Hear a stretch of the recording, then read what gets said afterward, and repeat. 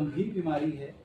पूरे विश्व में और भारतवर्ष में ये प्रथम कारण है इरिवर्सिबल ब्लाइंडनेस का, मतलब ऐसा अंधापन जो किसी भी उपचार से वापस नहीं आ सकता।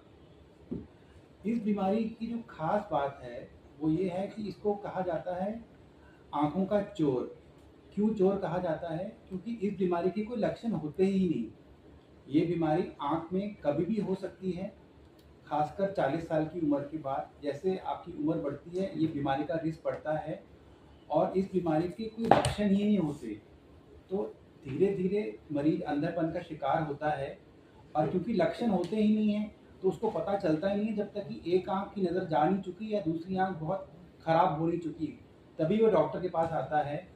मगर उस समय इतनी बीमारी बढ़ी हुई होती है कि कोई भी उपचार से हम उसकी रोशनी वापस नहीं ला सकते।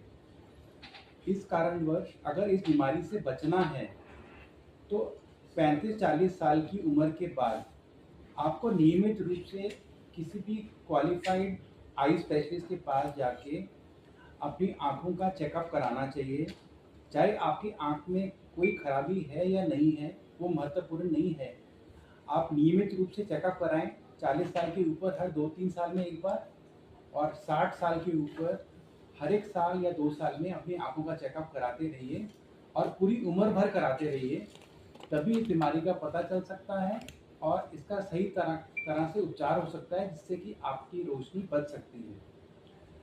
कई ऐसी बीमारियां हैं जिसमें काला मोतिया का रिस्क बहुत बढ़ जाता है, जैसे कि मधुमेह या डायबिटीज़ की बीमारी है, आपको हाई ब्लड प्रेशर है या दवाइयाँ ले रहे हैं आप और आपका ब्लड प्रेशर बहुत लो जा रहा है, या आपको थायराइड की बीमारी है, और आप किसी भी बीमारी के लिए अगर स्टीरॉयड ले रहे हैं, खास करके जैसे आजकल पोल्यूशन बहुत ज़्यादा है तो लोग खांसी के शिकार हैं, एस्थमा, ब्रोंकाइटिस, उसमें लंबे समय तक लोग इन्हेलर लेते हैं। उन इन्हेलर में स्टीरॉयड होता है जिससे कि काला मोतिया हो जाता है। अगर आपको नाक में एलर्जी है, आप नेज़ल स्प्रे ले रहे हैं, उसमें भी स्टीरॉयड होता है और अगर आप लंबे समय तक ले रहे हैं उससे काला मोतिया हो जाता है।